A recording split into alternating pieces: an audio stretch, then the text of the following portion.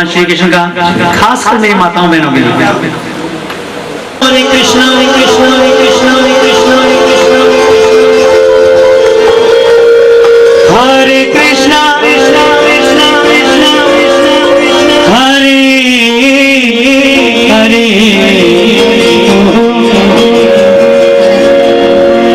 आ भी जाओ कि ये रात जाने वाली,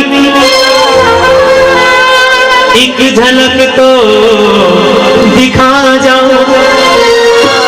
तेरी आस में बैठे हैं भगवान ने, भगवान ने, भगवान ने। एक झलक तो दिखा जाओ, आ जाओ, अरे आ जाओ।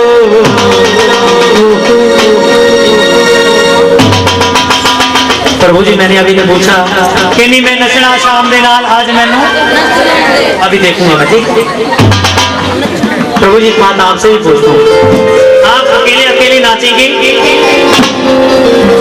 हाँ तैयारी करो फटाफट नाचने, सामान बांधो सर। आप अकेले अकेले नाचेंगे या इन सबको अपने साथ नचाएंगे?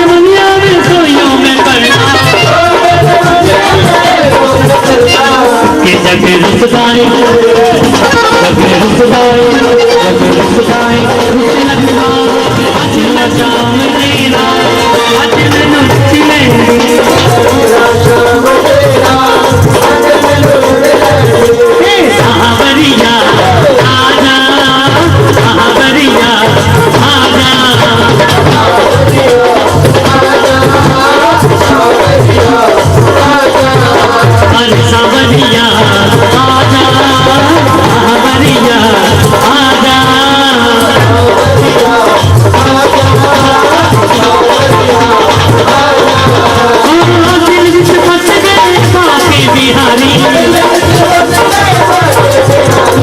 मेरी तो उसकी पक्की है यारी,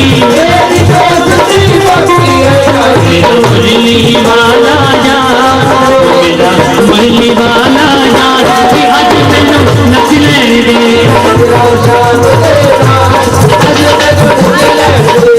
नचना शाम दी रात, आज मैनू नच लेने दे, जय श्री राधे।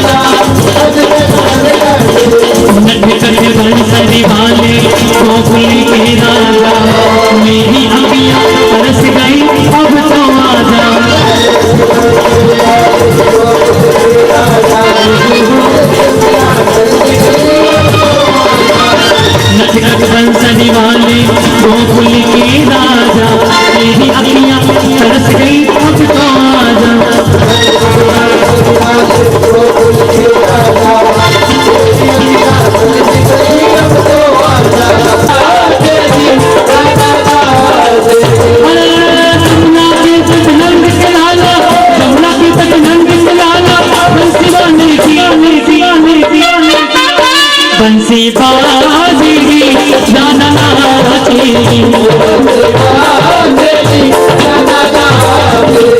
बंसी बाजेगी और राधा नाचेगी, बंसी बाजेगी और राधा नाचेगी, बंसी बाजेगी जाना नाचेगी।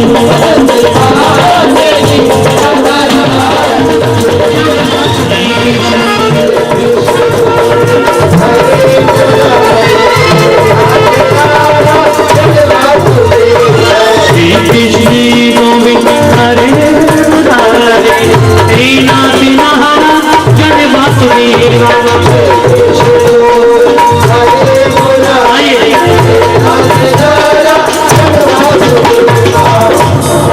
भजन अच्छा लगा? शांति अच्छी लगी तो ताली बजा दीजिएगा सभी। अब जाते जाते क्या करना है वो सुनिए। जाते मैया दी आवारी हंसी जाना, अनु चिट्ठी आई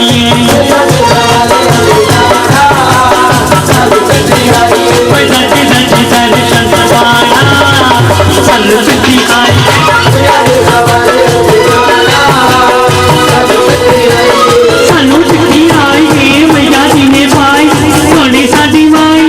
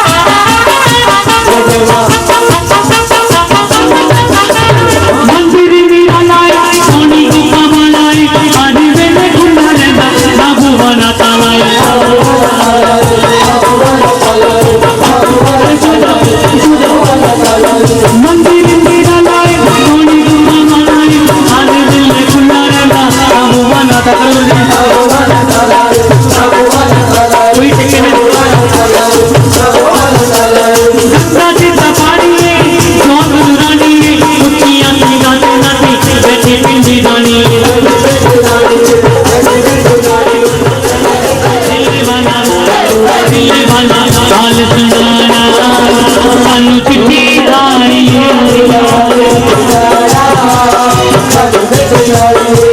गली बीच आके जदों दासिया सी बोलिया सुन के आवाज दुहा दौड़ के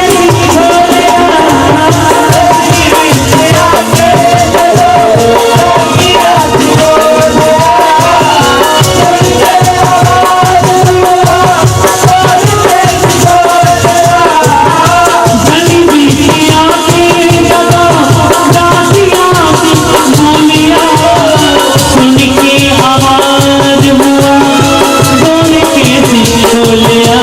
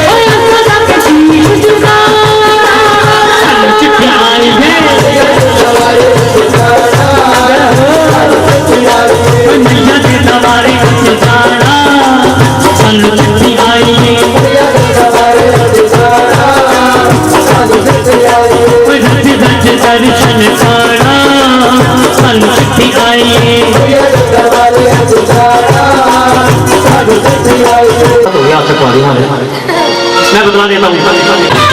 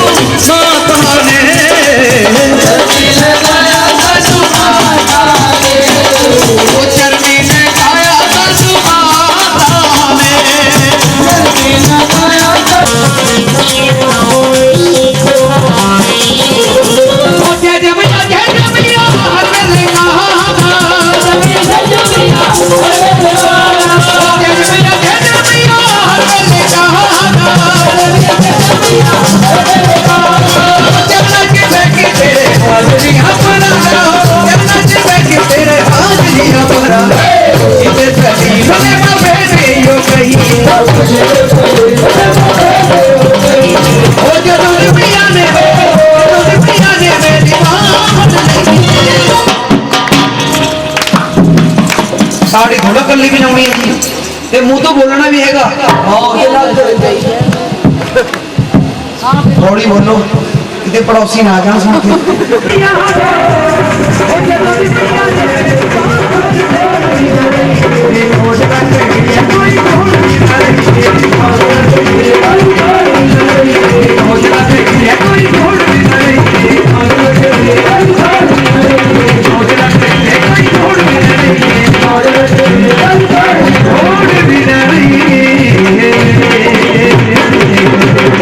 लाल लाल ही रहते ने मां के दरबार में खड़ के भगता शेरा वाली में देवे।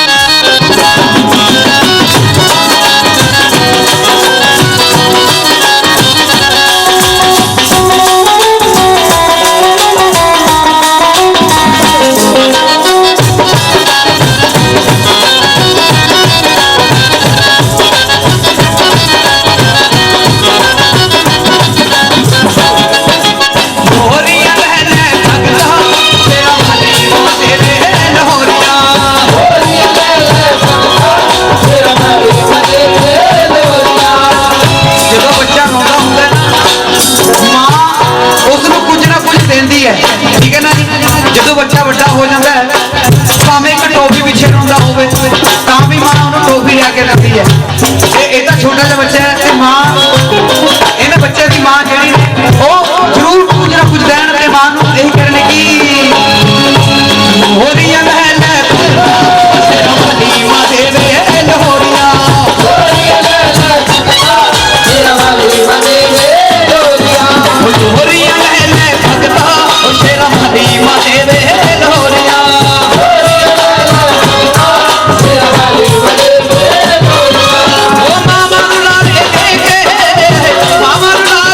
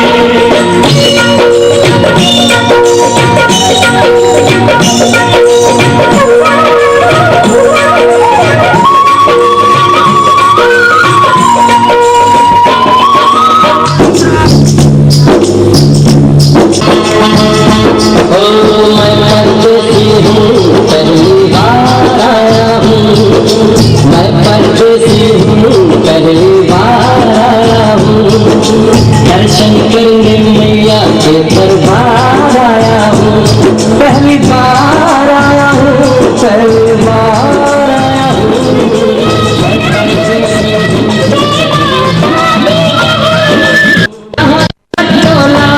बेटी आगे भी ले जाओ ना कि मैं परदेसी हूँ, पहली बार आया हूँ, दर्शन करने मैया के दरबार आया हूँ।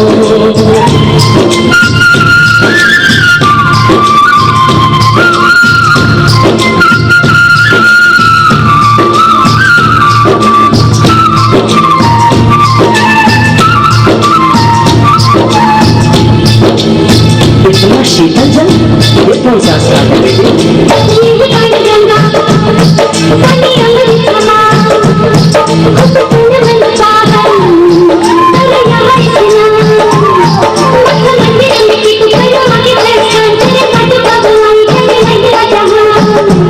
मैया जग कल्याणी माफ करना मेरी भूल, मैंने माथे पे लगाई मेरे चरणों की धूल। अरे हाथ लग डोलाई बेटी आगे भी ले जाओ ना, मैं परदेसी हूँ, पहली बार आया हूँ, दर्शन करने मैया के दरबार आया हूँ।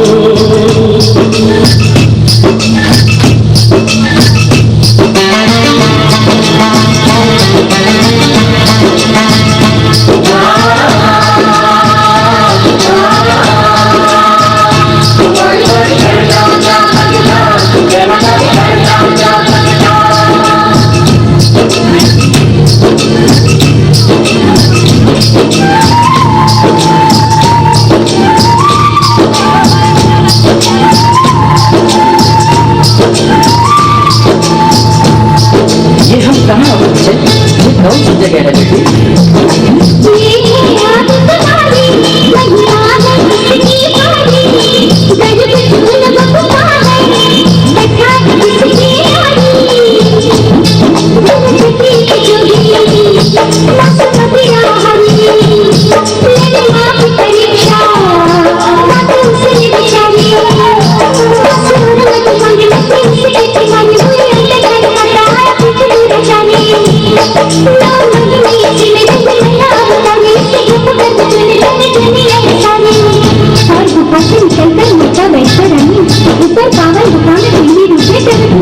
धन्य धन्य मेरी माता, धन्य तेरी शक्ति, मिलती पापों से मुक्ति करके तेरी भक्ति।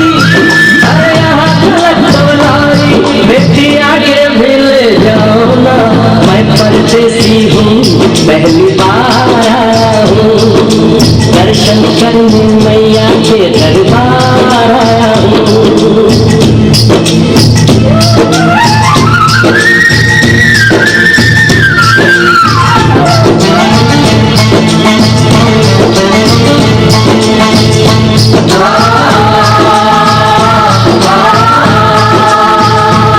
ओ मेरी मैया इतना कठिन क्या है? ये कौन सा स्थान है बेटी? देखो मुझे बताओ, अरे कैसी लिखाई, जरा चढ़ी रतन की, आसमान की चढ़ाई, मेरी मेरी रखती हुई अरे चढ़ी लिखाई, देखो सामने बची तो सब छत पे बिछाई। परदेसी यहाँ कुछ खा लो पी लो, थोड़ा आराम कर लो, बस थोड़ी यात्रा और हो गई। ऐसा लगता है मुझको मुकाम आ गया, माता वैष्णो का निकट ही धाम आ गया। अरे यहाँ तलक डोलाई बेटी आगे भी ले जाओ ना, मैं परदेसी हूँ, पहली बार आया हूँ, दर्शन करने मैया के दरबार आया हूँ।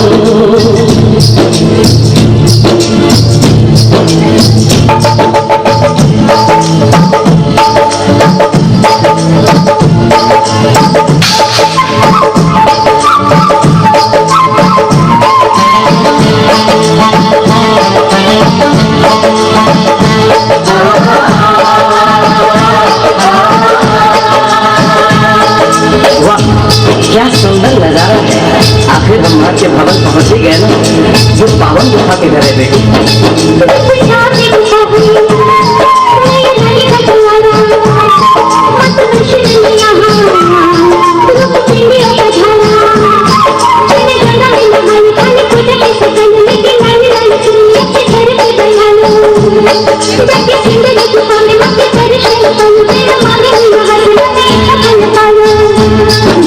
बाहर आकर संख्या बिठाते हैं, उनको हलवा पूरी और दक्षिणा देकर आशीर्वाद पाते हैं और लौटते समय भैरव दर्शन करने से ही यात्रा संपूर्ण मानी जाती है।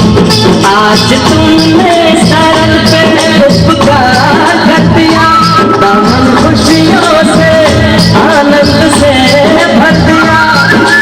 भेज बुलावा अगले बरस भी परदेसी को बुलाओ माँ, हर साल आऊंगा जैसे इस बार आया हूँ। मैं परदेसी ओ मैया, मैं परदेसी परदेसी मैं परदेसी हूँ, पहली बार आया हूँ। दर्शन करने मैया के दरबार आया हूँ।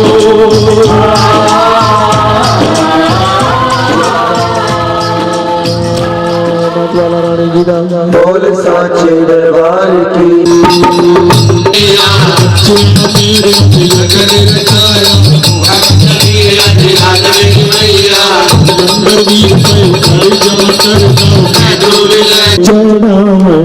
पानी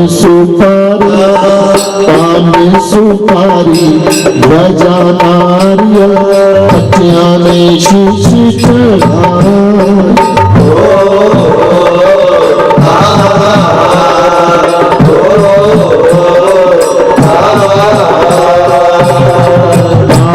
पलक माने शीश मिलायो परनाड़ी लायो गोरैया जय जय हार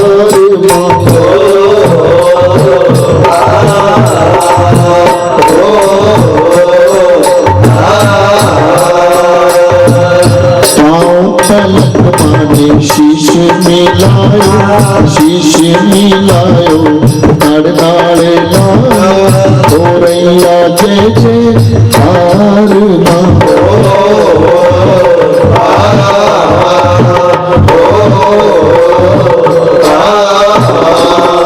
सिमर चरण तेरा नंदलाल गावे तेरा लाल गावे रखवाने वाली लाज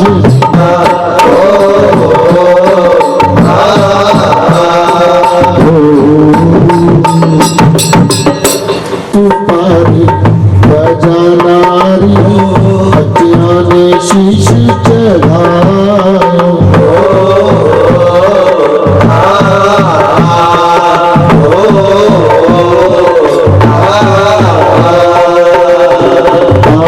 पलक माने शीश मिलायो करनाले लायो गोरैया जय जय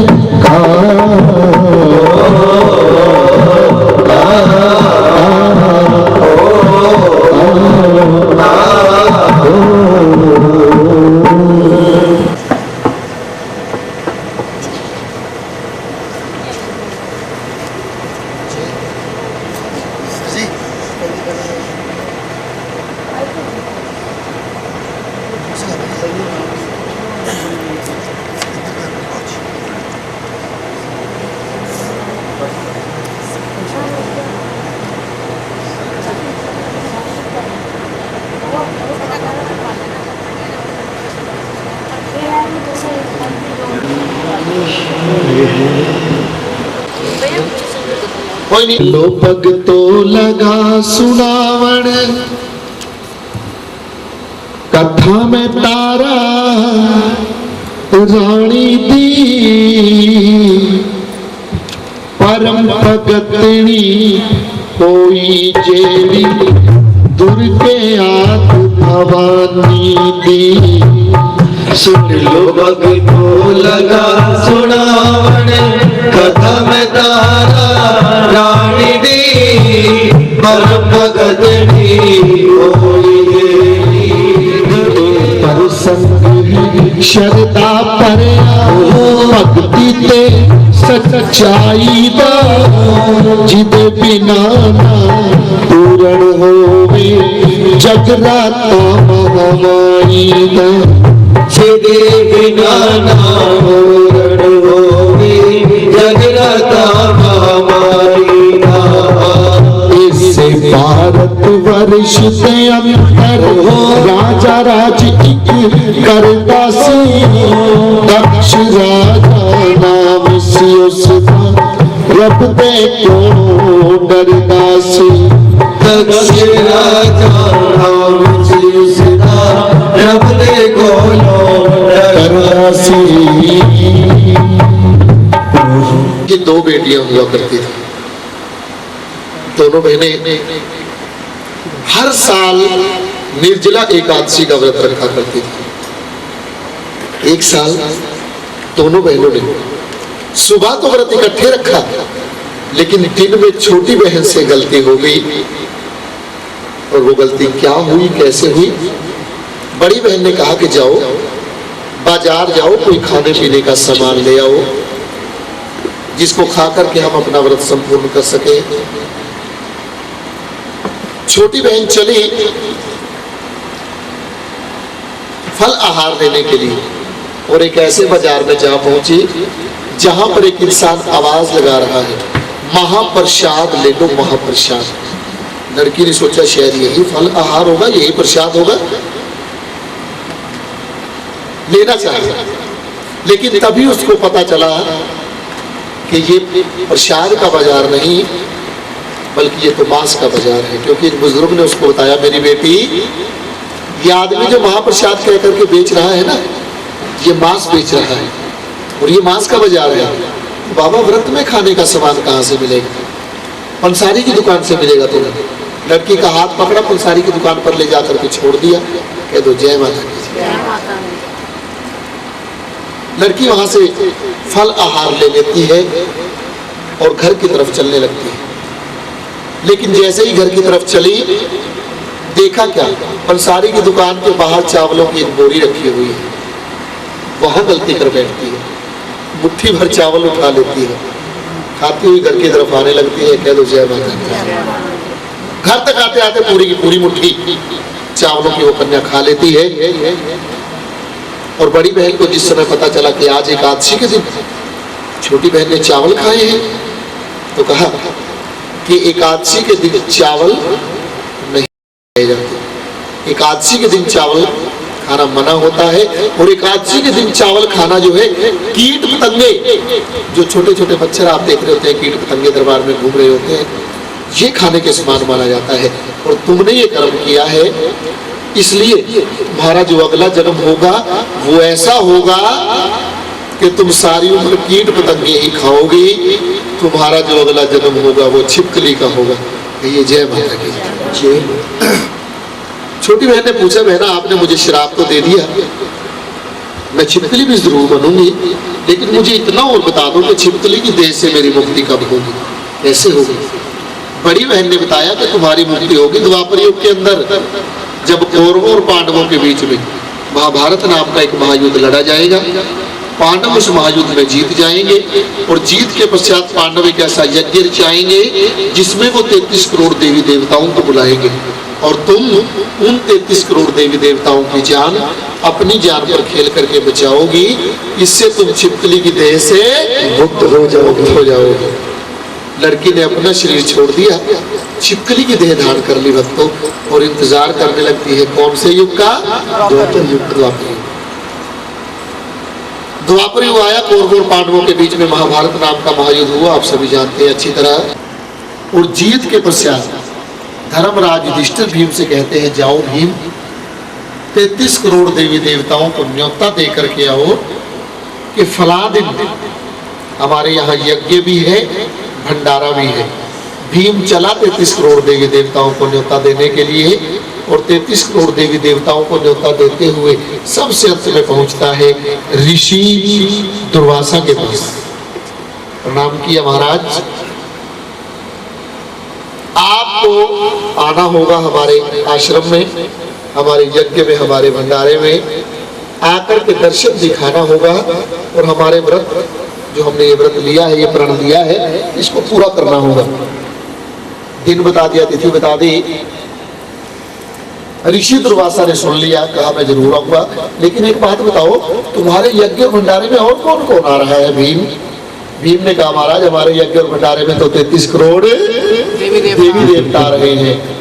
उसी समय भ्रिकुटी तन गई, त्योड़ियां चढ़ गई। भीम मैं तुम्हारे यज्ञ और भंडारे में कदापि नहीं आऊंगा। क्यों महाराज? क्योंकि अगर तुम मुझे बुलाना चाहते हो ना तो 33 करोड़ देवी देवताओं को छोड़ दो। अरे मैं अकेला इतनी शक्ति रखता हूँ कि तुम्हारा यज्ञ और भंडारा संपूर्ण कर सकता हूँ। भीम ने कहा महाराज ये मेरे वश की बात नहीं है कि मैं 33 करोड़ देवी देवताओं को छोड़ दूं और अकेला आपको बुला लूं। करके भीम वापिस आ गया और वो दिन आ गया भक्तों जिस दिन पांडवों का यज्ञ और भंडारा चल रहा है। एक तरफ तो यज्ञ चल रहा है, दूसरी तरफ भंडारे के लिए भोजन प्रसाद बना रहे हैं। और ऋषि दुर्वासा अपने आश्रम के अंदर सोच रहे हैं कि मैं ऐसे पांडवों का यज्ञ और भंडारा पूरा नहीं होने दूंगा, कोई ना कोई विघ्न जरूर डालूंगा, क्योंकि उन्होंने मेरा अपमान किया है। और विघ्न डालने के लिए पता क्या किया? अपने शरीर को बदल करके एक पक्षी का रूप बना दिया और एक मरा हुआ सर्प चोंच में दबाया और ऋषि दुर्वासा उड़ चले उस तरफ जिस तरफ पांडवों का यज्ञ और भंडारा हो रहा है। आपको बताया गया एक तरफ यज्ञ चल रहा है, दूसरी तरफ भंडारे के लिए प्रसाद बनाया जा रहा है। और वो पक्षी एक वृक्ष के ऊपर बैठा है और सोच रहा है कब मुझे मौका मिले और मौका मिलते ही मैं ये मरा हुआ सर्प पूरे प्रसाद के अंदर डाल दूं, इसको खाने से 33 करोड़ देवी देवता मर जाएंगे। मन में निश्चय किया और भक्तों उस कड़ाहे के ऊपर आकर के समय का इंतजार करने लगे ऋषि दुर्वासा कि कब मुझे मौका मिले और मौका मिलते ही मैं ये मरा हुआ सर्प इस खीर के कड़ाहे में डाल दूं। और मौका पता कब मिला? जब यज्ञ से आवाज आई कि आश्रम में जितने भी भक्तजन जिन भी कामों में लगे हैं उनको तुरंत छोड़ दे, क्योंकि यज्ञ के अंदर पूर्ण आहुति का समय था। अब जो भक्तजन प्रसाद बना रहे थे उन्होंने पूर्ण आहुति के बारे में सुना तो सोचा हम पीछे क्यों रहे, हम भी जाकर के पूर्ण आहुति डालेंगे। एक एक करके सभी यज्ञ में चले गए, पूर्ण आहुति डाली जा रही है उधर से, और उधर से वो पक्षी ऋषि दुर्वासा उस खीर के कड़ाहे के ऊपर आते हैं और वो मरा हुआ सर्प उस खीर के कड़ाहे में डाल देते हैं। कहिए जय माता की। चित्तली ने जो काफी लंबे समय से अपनी मुक्ति का इंतजार कर रही थी और सोचा कि जितना पाप इस पक्षी को लगेगा उतना ही पाप मुझे भी तो लगेगा, क्योंकि शास्त्र इस पाप का भागीदार माना जाता है। कर दिया और वो मरा हुआ सर्प पूरी तरह से उस खीर के कड़ाहे में मिल गया, यानी उसका जहर जो है खीर के कड़ाहे में मिल गया, प्रसाद जहरीला हो गया। कोई भी नहीं जानता सिवाय उस छिपकली के। और अब वो छिपकली सोचती है मेरे पास ज्यादा समय नहीं है, मैं क्या करूं जिससे मैं 33 करोड़ देवी देवताओं की जान बचा सकूं। और दिल में आया कि मैं भी सभी के देखते देखते इस खीर की कड़ाही में छलांग लगा देती हूँ, और जब सभी मुझे गिरता देखेंगे तो फिर कोई भी इस प्रसाद को नहीं खाएगा और 33 करोड़ देवी देवता बच जाएंगे। मन में निश्चय किया भक्तों, और सभी के देखते देखते वो छिपकली भी उस खीर के कड़ाहे में छलांग लगा देती है। कह दो जय माता की। सर्प को गिरते हुए किसी ने नहीं देखा था, लेकिन छिपकली को गिरते हुए तो सबने देखा। जिसने भी देखा सबके मुख से एक ही बात निकली, और वो बात थी एक श्राप कि जा नीचड़िए तेरा नीचा दिखरवास होवे। भाई तुम्हारा जो अगला जन्म हो वो नीचों के यहाँ हो, क्योंकि तुमने नीच का कर्म किया है। लेकिन उस सर्प के बारे में जब पता चला, कब पता चला भक्तों? जब उस खीर के कड़ाहे को एक गड्ढे के अंदर पलटा जाने लगा। पहले स्थिति क्या थी? सर्प नीचे बैठ चुका था, छिपकली अभी ऊपर थी, लेकिन जब कड़ाहे को पलटा गया तो छिपकली चली जाती है नीचे और सर्प आ जाता है ऊपर। अब सभी की आंखें खुली की खुली रह गई। अरे ये हमने क्या कर दिया? ये छिपकली तो कोई पुण्य आत्मा थी जो हमारी जान बचाने के लिए अपनी जान कुर्बान कर गई, और हमने से बदले में क्या दिया? श्राप। कि जान नीचे तेरा नीचा देकर वास हो गई। उसी समय कहा गया कि छिपकली हम तुम्हारा श्राप तो नहीं हटा सकते, हाँ एक काम कर सकते हैं, तुम्हें थोड़ी देर सुला सकते हैं कि अपनी तपस्या का थोड़ा थोड़ा फल हम तुम्हारे कर्मों में डालते हैं और एक कमी करते हैं तुम्हारे श्राप के अंदर छिपकली, कि छिपकली तुम्हारा अगला जन्म तो ऊंचे घराने में होगा। ध्यान दीजिए, अगला तुम्हारा जन्म तो ऊंचे घराने में होगा, लेकिन पालन पोषण जो है वो नीच घराने में होगा। पहले जन्म ही नीच घराने का था, अब जन्म ऊंचे घराने का, पालन पोषण नीच घराने का, और यहाँ आकर के 2 जन्म तो संपूर्ण हो जाते हैं। तीसरा जन्म हम शुरू करेंगे, लेकिन उससे पहले हमें पता है अभी तारा रानी की कथा में नींद जरूर आती है, क्योंकि 4 बजे के बाद का समय सोने का समय होता है। असली की जो नींद है वो 4 बजे के बाद ही आती है। कायनात कहते हैं सृष्टि को, जहाँ ये जो जग जाती है वहाँ चारों तरफ जो है, चारों तरफ की जो सृष्टि है वो खुश हो जाती है।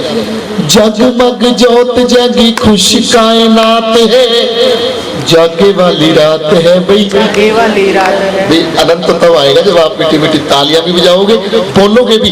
जगमग जोत जगी खुश कायनात है, जगमग जोत जगी खुश कायनात है, जगमग जोत जगी खुश कायनात है, जगमग जोत जगी खुश कायनात है, जागे वाली रात है भाई, जागे वाली रात है, जागे वाली रात है, जागे वाली रात है, जगमग जोत जगी खुश कायनात है, जगमग जोत जगी खुश कायनात है, जागे वाली रात है भाई, जागे वाली रात है, जागे वाली रात है, जागे वाली रात है, जागे वाली रात जेड़े जाग के गुजार दे, कर देने आप नाले दूजियां उतार दे, उतार दे, तुझे उतार दे, जागे वाली रात जेड़े जाग के गुजार दे, कर देने आप नाले दूजियां उतार दे, तुझे उतार दे, तुझे उतार दे, जागे विच जागना ये भी करामात है, जागे विच जागना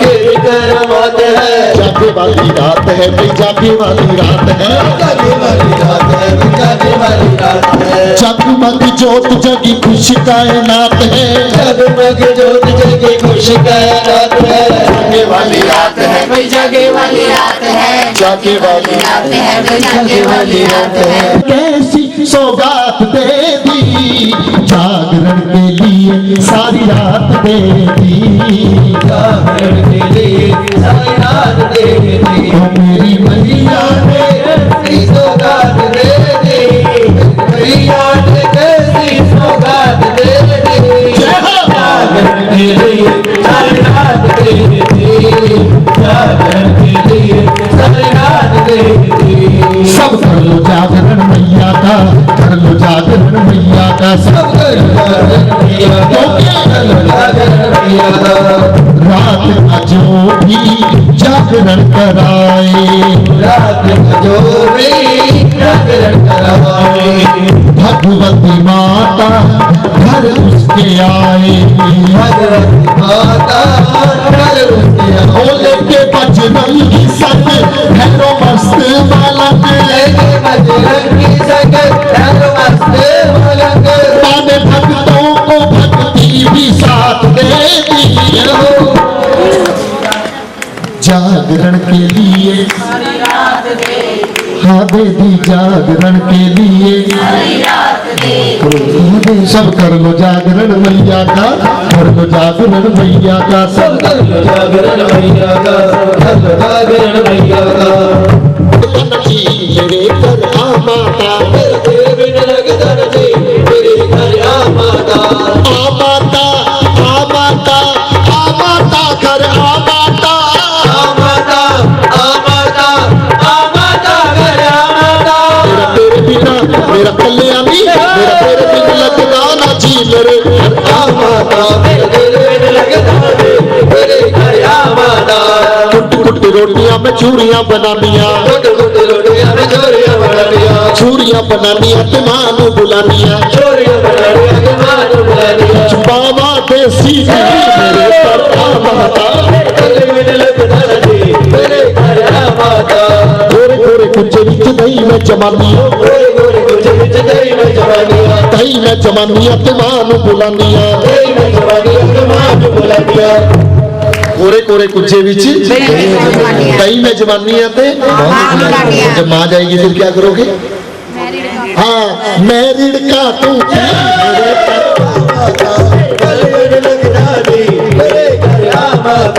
जम्मू शहर तो मैं गौआ मंगानिया जम्मू शहर तो मैं गौआ मंगानिया गौआ मंगानिया ते मानू बुलानिया गौआ मंगानिया ते मानू बुलानिया मैं चौवा तू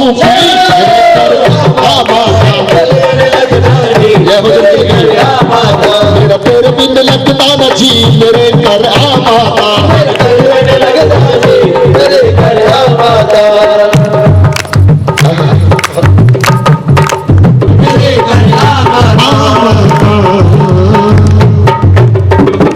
आपको ये जिसके महलों में हर चीज है, धन दौलत ऐशो आराम, लेकिन कमी है तो भक्त सिर्फ और सिर्फ एक औलाद की कमी। और जिसके यहाँ औलाद ना हो उसके भी यहाँ बेशक सब कुछ हो, उसका सब कुछ बेकार माना जाता है। राजस्पर्श के घर में भी ये कमी है, राजस्पर्श के यहाँ कोई औलाद नहीं है। राजस्पर्श अपने लिए औलाद मांगता है, लेकिन राजस्पर्श की धर्मपत्नी तो अपने लिए बेटा मांगती है। पूजा कंज का मैं लौकड़ा मनावा ओ माँ मैनू लाल बख्श दे। पूजा कंज का मैं लोकड़ा मनावा भैया जी मैनू लाल बख्श दे। माँ मैं भी किसे भी कहावा ओ मैया मैनू लाल बख्श दे। पूजा कंज का मैं लोकड़ा मनावा भैया जी मैनू लाल बख्श दे। लाल तो नहीं मिला राजस्पर्श को, लेकिन औलाद जरूर मिली। और औलाद कैसे मिली? वरदान के रूप में मिली। एक रोज स्वप्न में माँ के दर्शन हुए राजस्पर्श, तुम तो मुझसे एक औलाद मांगा करते थे, आज मैं खुशी गायब हो गई। क्यों? क्योंकि अगले ही पल माँ ने कहा राजस्पर्श मैं तुम्हें 2 बेटे नहीं दूंगी, मैं तो तुम्हें 2 बेटियां दे करके जाऊंगी। राजस्पर्श कहता है माँ मुझे 2 की जरूरत नहीं है, मुझे तो 1 दे दो, लेकिन बेटा दे दो। नहीं राजस्पर्श तुम्हारे मुकद्दर में बेटा है ही नहीं, मैं तुम्हें बेटा कहाँ से दूं? तुम्हारे महलों में 2 बेटियों का जन्म होगा। इतना कह करके मान पर ध्यान हो गए। राजस्पर्श के महलों में पहली बेटी का जन्म हुआ। सुबह 4 बजे का समय बेटी ने जन्म लिया। दरबार के विद्वान ब्राह्मण आए नाम रखने के लिए, ग्रंथ खोले तो चेहरे खिल गए, नूरो नूर हो गए।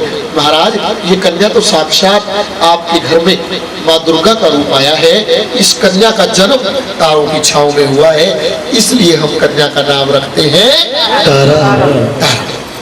अगले ही साल राजस्पर्श के यहाँ दूसरी बेटी ने जन्म लिया। अब की बार जन्म कैसे लिया सुनिएगा। कि राजे देकर कन्या जन्मी करड़े मंगलवार, मंगलवार का दिन दोपहर 12 बजे का समय कन्या ने जन्म लिया। दरबार के विद्वान ब्राह्मण आए, आकर के ग्रंथ खोले, चेहरे उतर गए। कह दिया कि राजा कन्या कुल कलंकिनी तेरे कुल नू लासी दाग, जे राजा तू रक्षा चौने इस कन्या नू दे मरवाए। राजस्पर्श कहता है मैं अपनी बेटी को अपने हाथ से नहीं मरवाऊंगा, क्योंकि अगर मैं ये कर्म करता हूँ, अपनी एक बेटी को अपने हाथ से मरवाता हूँ, तो मुझे तो 100 गौओं की हत्या का पाप लगता है। कह दो जय माता दी। वो समय था जब इंसान भक्त लोग सोचा करते थे अगर हम अपनी एक बेटी को अपने हाथ से मारेंगे तो हमें 100 गौओं की हत्या का पाप लगेगा। लेकिन क्या आज कोई सोचते हैं जिस बात को कि अगर हम अपनी एक बेटी को अपने हाथ से मारेंगे तो हमें 100 गौओं की हत्या का पाप लगेगा? आज कोई नहीं सोचता इस बात को। आज तो जन्म लेने से पहले ही बेटियों की आंखें बंद कर दी जाती है। जम्मन तो पहला हुंदा धियां दा खून है, चुपचाप तू वेखी जावे तेरा कैसे है कानून। बड़ा जुल्मी जमाना कोई अपना बेगाना, जिदे दिल विच रत्ता भी न सी, कोई पुत मंगदा कोई वीर मंगदा, किसे मंगी न आज तक थी। वो इंसान यहाँ करके ये नहीं कहेगा मत्था रगड़ के कि मेरे घर में बेटियां पैदा हो जाएं।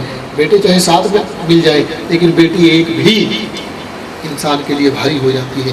कह दो जय माता दी। राजस्पर्श कहने लगा महाराज मैं अपनी बेटी को अपने हाथ से नहीं मरवाऊंगा, मुझे कोई और उपाय बता दीजिए। ब्राह्मणों ने एक और उपाय निकाला। महाराज चंदन का एक संदूक बनवाओ, उसके चारों तरफ हीरे मोती जवाहरात जड़वाओ, कन्या तरफ हीरे मोती जवाहरात जड़वाओ, कन्या को उसके अंदर रख करके चलते हुए पानी में बहा दो। जहाँ कन्या की किस्मत होगी वहीं जाकर के ये कन्या पलेगी, बढ़ेगी, अपनी जिंदगी गुजारेगी। राजा स्पर्श ने ऐसा ही किया, चंदन का एक संदूक बनवा लिया, उसके चारों तरफ हीरे मोती जवाहरात जड़वा करके कन्या को उसके अंदर रख करके राजा स्पर्श नदी किनारे खड़ा है, मेरी बेटी मुझे माफ कर देना, इस जहां के लोग कन्या को जन्म दे करके कम से कम कन्यादान के समय तक तो अपने घर में रख लेते हैं, मेरी बेटी मैं तो तुम्हें एक दिन भी अपने घर के अंदर नहीं रख पाया। राजा स्पर्श रोते रोते उस संदूक को चलते हुए पानी में बहा देता है। मूवी में कसाब पीछे जेंट्स में मूवी मारी है, थोड़ा सा बैठे हुए संगत 2-3 बंदे सो रहे हैं, जो पीछे देख रहे हैं वो भी सो रहे हैं, जैकेट डाले जो बैठे हैं, आप भी तो सो रहे हैं।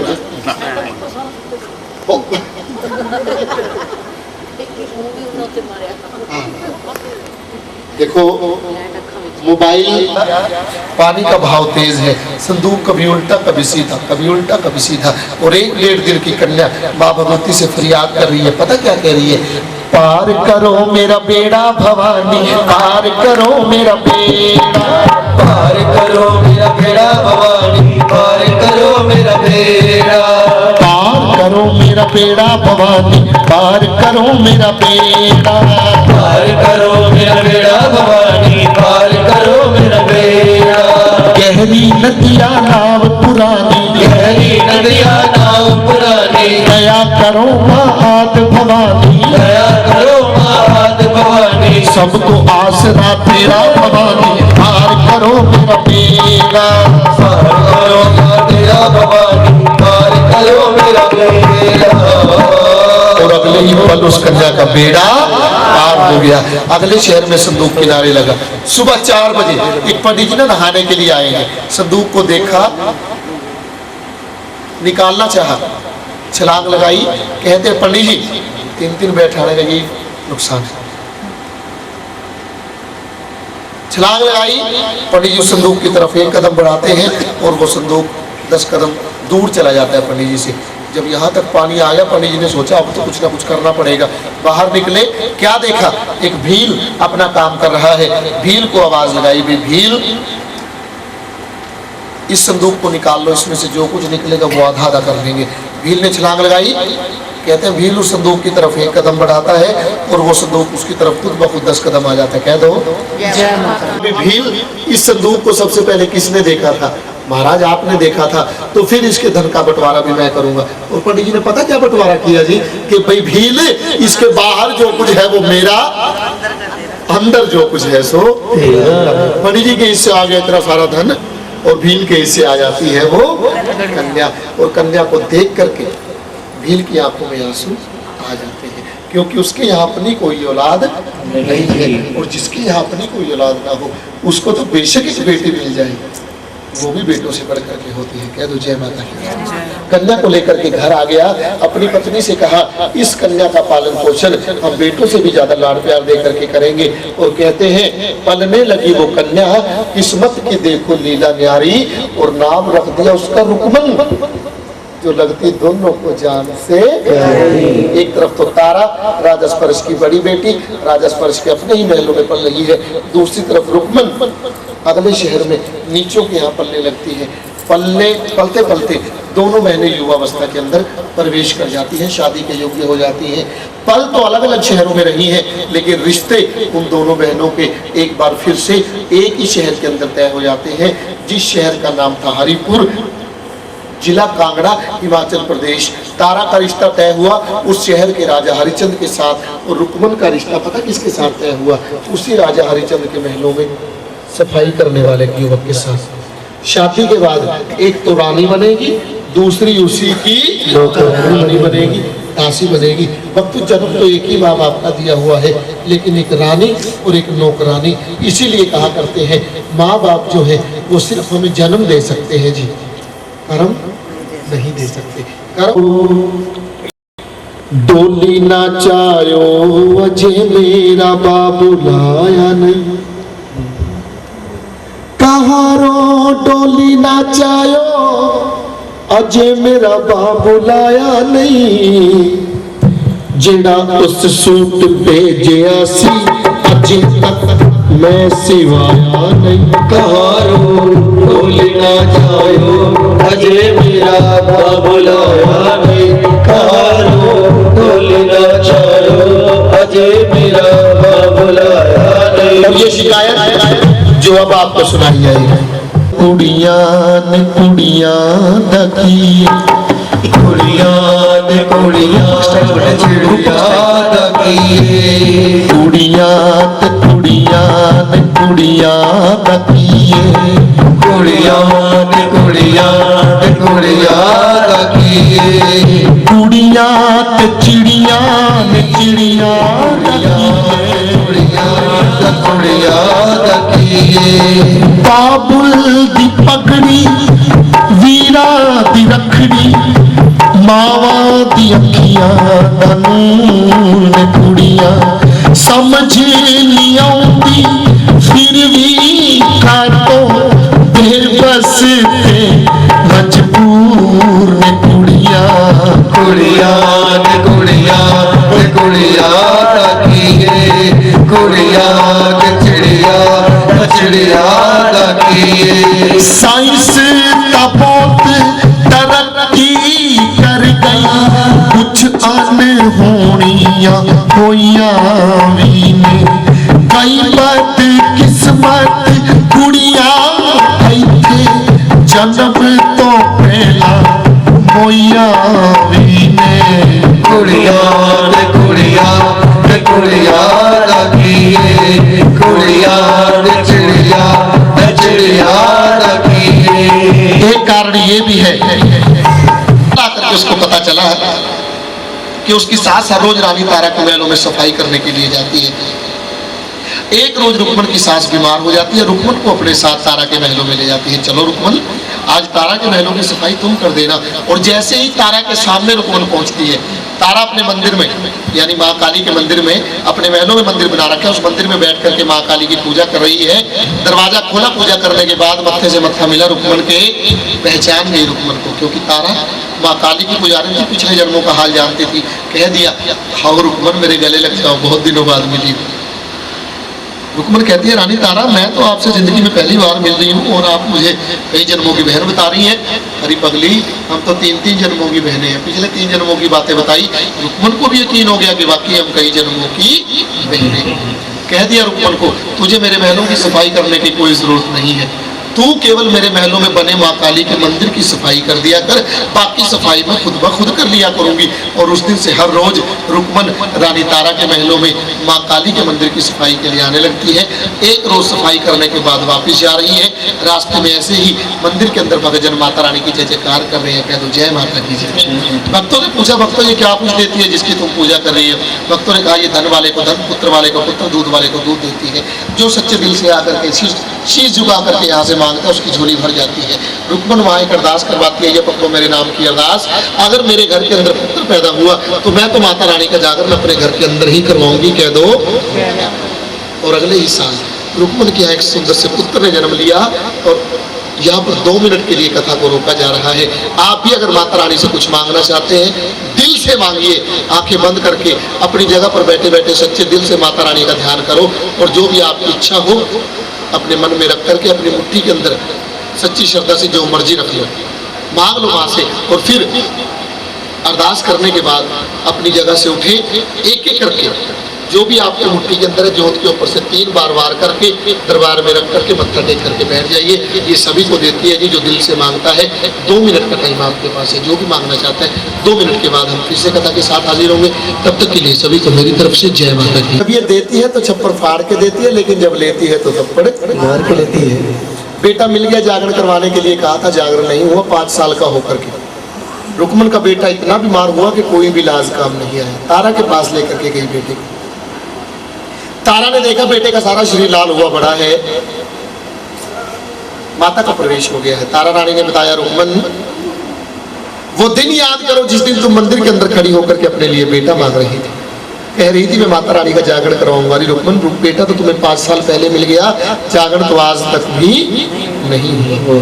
रुक्मन को तो जैसे झटका लगा कि मैं तो माता रानी को भूले बैठी थी। अरे मैं तो आज ही माँ का जागरण करवाऊंगी। मुझे बताओ जागरण कैसे करवाया जाता है। सवा मुट्ठी चावलों के डल बनाओ, पार्टी के महंत के पास चली जाओ, महंत जी तुम्हारे डल रख लेंगे और तुम्हारे यहाँ जागरण कर देंगे। रुक्मन ने डल बनाए, पार्टी के महंत के पास गई, महंत जी ने दूर से वापस मोड़ दिया, चली जाओ, हम नीचों के यहाँ जागरण थोड़ी करते हैं, हम तो ऊंची जाति के लोगों के यहाँ जागरण करते हैं। रोती रोती रुक्मन तारा के पास आई। तारा रानी ने कहा, मैं इस शहर की रानी तारा तुम्हारे यहाँ जागरण करने के लिए आऊंगी, मेरे पल्ले में डल डाल दो। डल रुक्मन ने तारा के पल्ले में डाल दिए और तारा ने वचन दिया कि मैं तुम्हारे जागरण में आऊंगी। और भक्तों ये बात कि आज रात को रुक्मन के घर नीचों के यहाँ तारा रानी जागरण करने के लिए जाएगी, पूरे शहर में ये बात फैल गई। और ये बात सुनी हुसैन नाम के एक आदमी ने, जो कि जाति से नाई था, हर रोज राजा की दाढ़ी बनाने के लिए जाया करता था। उस दिन भी गया, साबुन लगाते लगाते ना थोड़ा सा साबुन ऐसे राजा के होठों के अंदर डाल दिया, फिर उसको उंगली से साफ किया ऐसे ऐसे। राजा ने कहिए जय माता की, बातें मत कीजिए।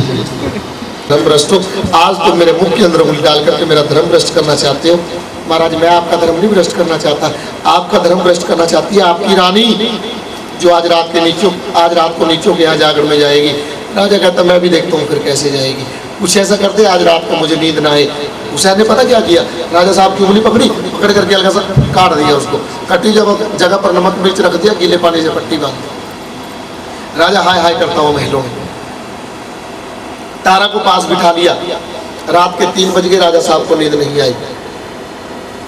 राजा साहब कह रहे हैं तारा मेरा सब थोड़ा सा ऊंचा करो, ऐसा ना हो कि रानी तारा उठ करके चली जाए।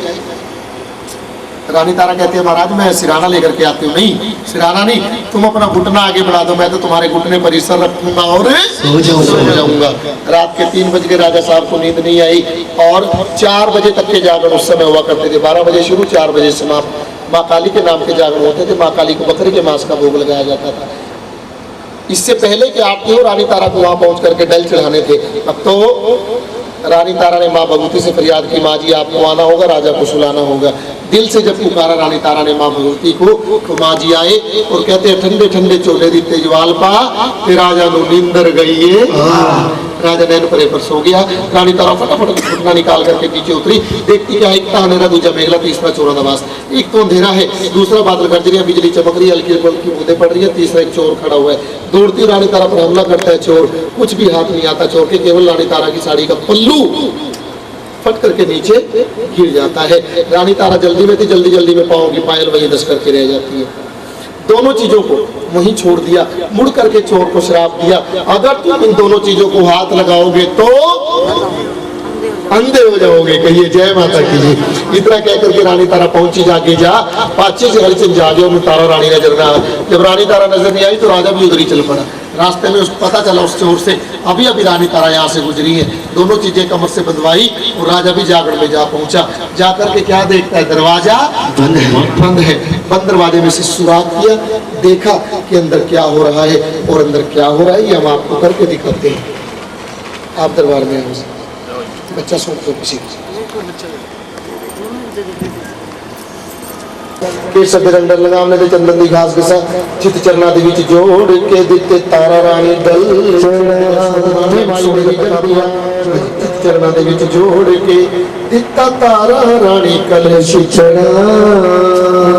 माँ मेरी हाजिरी कबूल करना, मैंने डल भी चढ़ा दी, मैंने कलश भी चढ़ा दिया, और मेरी 2 निशानियां जो मैं चोर के पास छोड़ करके आई हूँ मुझे वापस मिल जाए। और रानी तारा ने क्या देखा, साड़ी का पल्लू भी पूरा हो गया, पाँव की पायल वापस पाँव के अंदर आ गई। रानी तारा कह रही है भक्तों फटाफट प्रसाद बांट दो, ऐसा ना हो मेरे राजा पीछे से। लेकिन रानी साहब ये तो नहीं जानती कि राजा साहब तो बाहर खड़े हुए सब कुछ देख रहे हैं। चलो राजा साहब 2 मिनट के लिए खड़े हो, फिर अब क्या करते हैं, 5 भगत बाटा से जितना जोत लो भोग लगा। आपका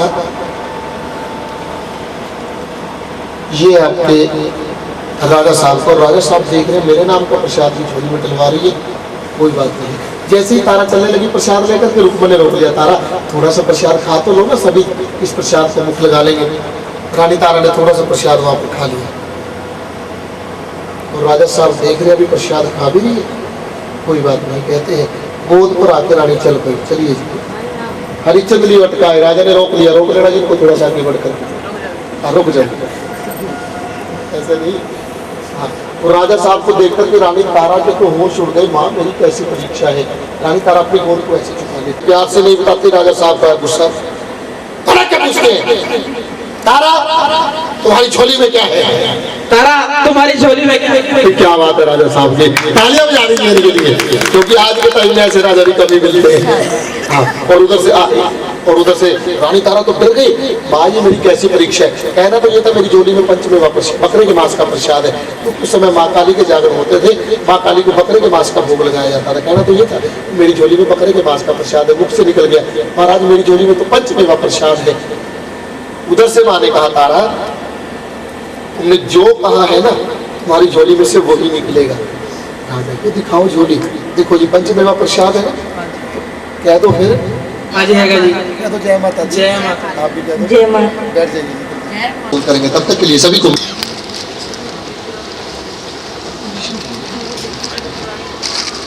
हेलो हेलो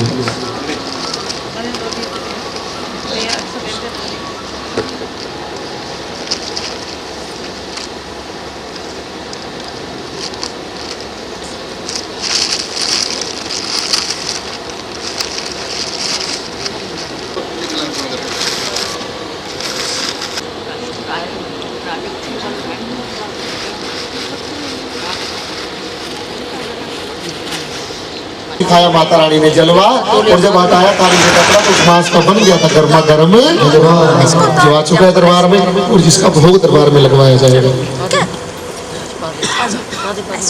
सारा सिर में उले बैठ रहे जंगी तरह।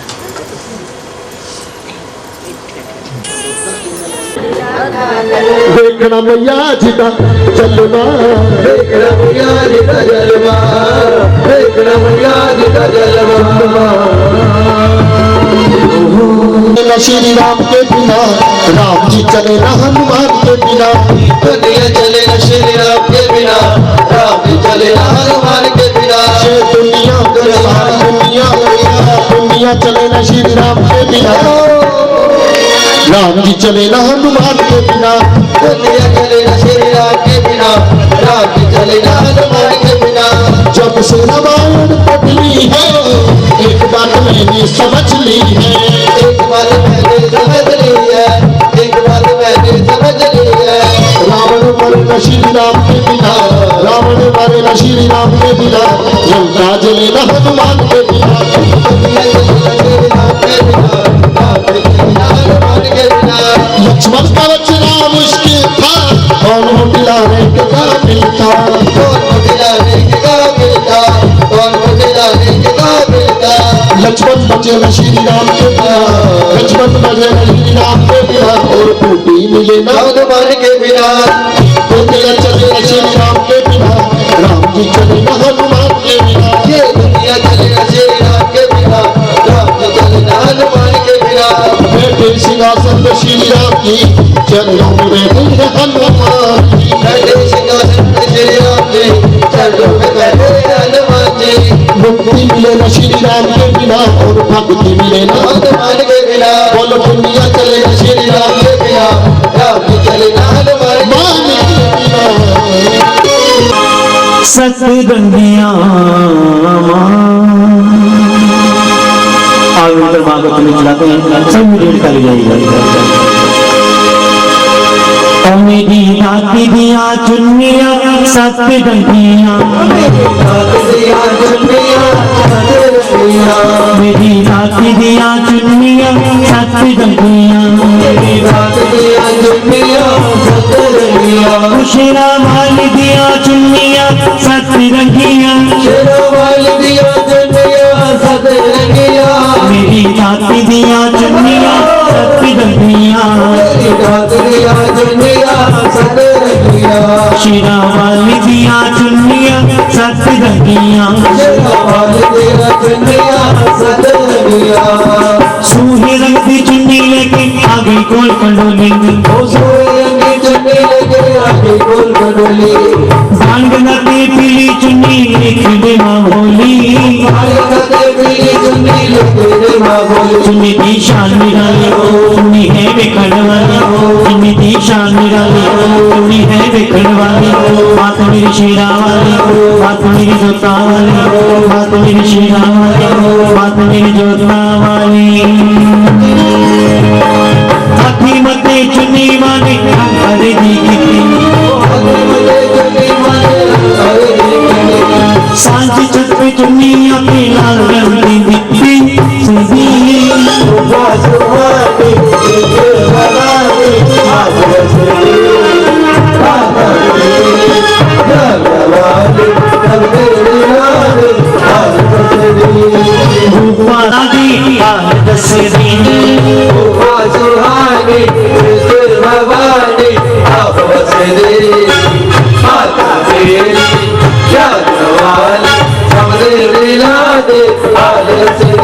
माँ पहाड़ा दी सोनी न जाने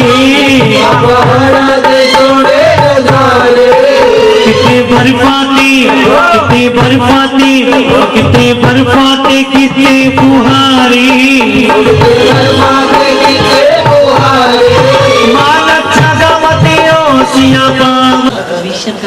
विभीषण जी का देख लो। हाँ जी,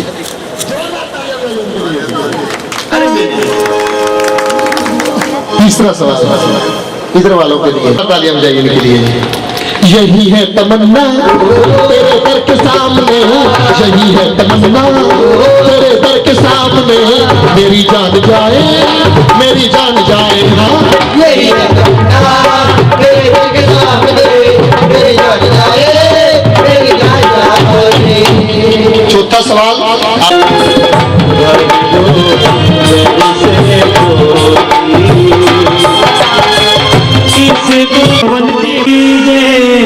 कार मंदिर विच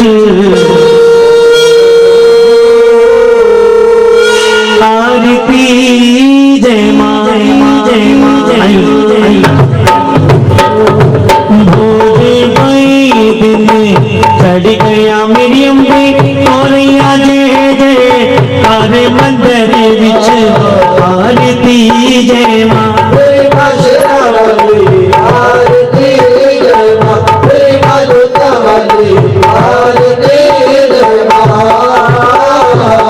कहीं दी मैया तेरी आरती बनावा,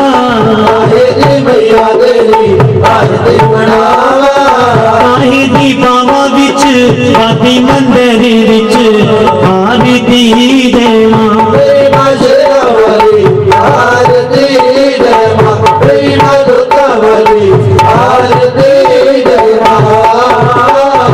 सर्वे सोनी दी तेरी आरती बनावा, आगर कपूर पावा बाती मंदिर विच आरती देवा।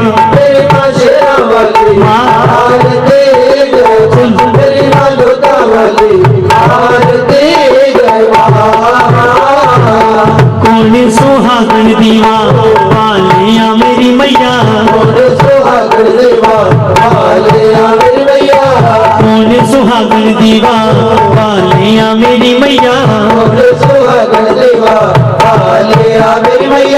कौन जागेगा सारी रात मंदिर विच आरती देवा।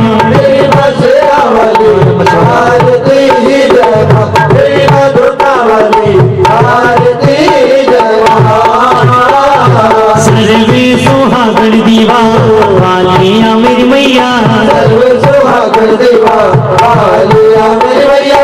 सर्वे सुहागन दीवा पालिया मेरी मैया,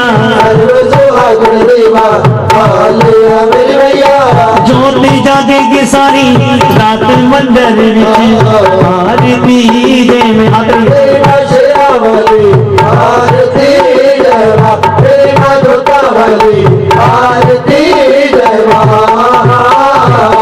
किस किस माई तेरा अवन सजाया,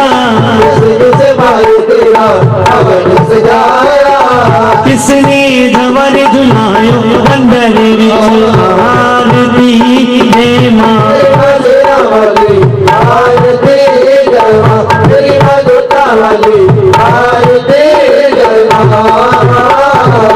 पंजा पंजा पांडवा ने पवन सजाया, वर सजाया मां अर्जुन झवर बुलायो मंदिर विच आरती दे मां मेरे मां शेरा वाली आरती जय मां मेरी मां जोता वाली आरती जय मां काहे दरेना माई काहे दा बेना आए दरना माए आए अबेड़ा काहे दी करे तू सवारी मंदिर विच आरती दे मां मौत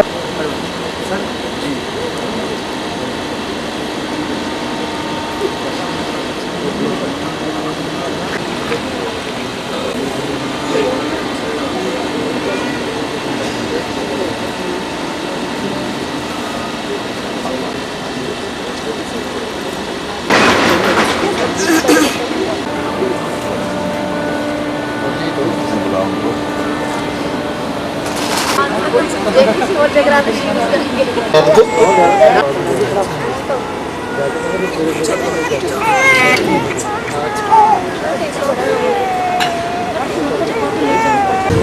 आओ जी आओ सभी आ जाओ अब।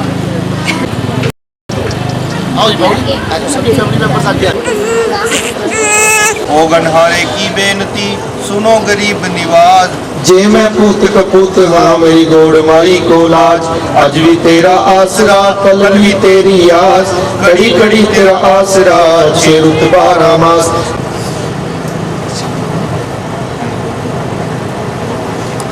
बस पंडित जी जावे हुण देख तेरी मूवी बन रही है जी ऊपर ले क्या